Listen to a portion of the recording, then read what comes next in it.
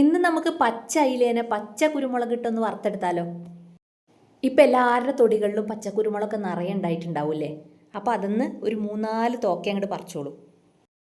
എരിവിന് മറ്റു മുളകുകളൊന്നും കൂട്ടാതെ ഇങ്ങനെ പച്ച കുരുമുളക് മാത്രം അരച്ച് വെച്ച മീൻ വറുത്താൽ നല്ല ടേസ്റ്റാണ് കേട്ടോ. അതിന് പുറമെ വിഷമൊന്നുമില്ലാതെ നമ്മളുടെ തൊടിയിൽ നിന്ന് പറിച്ചു എന്നുള്ള സംതൃപ്തി.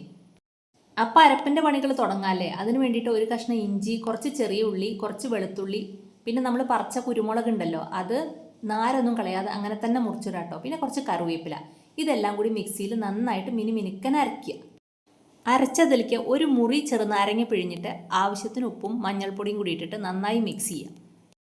ഇനി അയല നന്നായി കഴുകി വൃത്തിയാക്കി വരഞ്ഞ ശേഷം ഈ മസാല അതിലേക്ക് ഇട്ടിട്ട് നന്നായിട്ട് തേച്ച് പിടിപ്പിച്ചു കൊടുക്കുക. അയിലയിലേക്ക് മസാല പിടിക്കാൻ കുറച്ച് പണിയാട്ടോ. അതുകൊണ്ട് നന്നായി അതിൻ്റെ ഉള്ളിലേക്കൊക്കെ തേച്ച് പിടിപ്പിച്ചു കൊടുക്കണം. ഇനി ഒരു പാനിൽ വെളിച്ചെണ്ണ ചൂടാക്കി ഓരോ അയിലകൾ അതിലേക്ക് അങ്ങനെ വെച്ചു കൊടുക്കാം. ബാക്കി വരുന്ന മസാലകളൊക്കെ അതിൻ്റെ മുകളിൽ കൂടെയൊക്കെ തേച്ച് പിടിപ്പിച്ചു കൊടുക്കാം. മസാലയൊക്കെ മുകളിൽ വെച്ചു കൊടുത്താൽ ഒരു 2 മിനിറ്റ് ഒന്ന് അടച്ചു വെച്ചു കൊടുക്കാം. ആദ്യം കുറച്ച് സമയം അടച്ചു വെച്ചിട്ടുണ്ടെങ്കിൽ ഈ മസാലയൊക്കെ കരിയാതെ മീൻ നന്നായി വെന്ത് കിട്ടുവേ. ഇനി സാധാരണ പോലെ വറുത്തെടുത്ത് കഴിഞ്ഞാൽ പച്ചക്കുരുമുളക് അരച്ച് വെച്ച അയില വറുത്തത് റെഡിയായേ. വളരെ ടേസ്റ്റി ആയിട്ടുള്ളൊരു മീൻ വറവാണ് കേട്ടോ അത്. എല്ലാ മീനുകളും ഇതുപോലെ വറുത്തെടുക്കേ.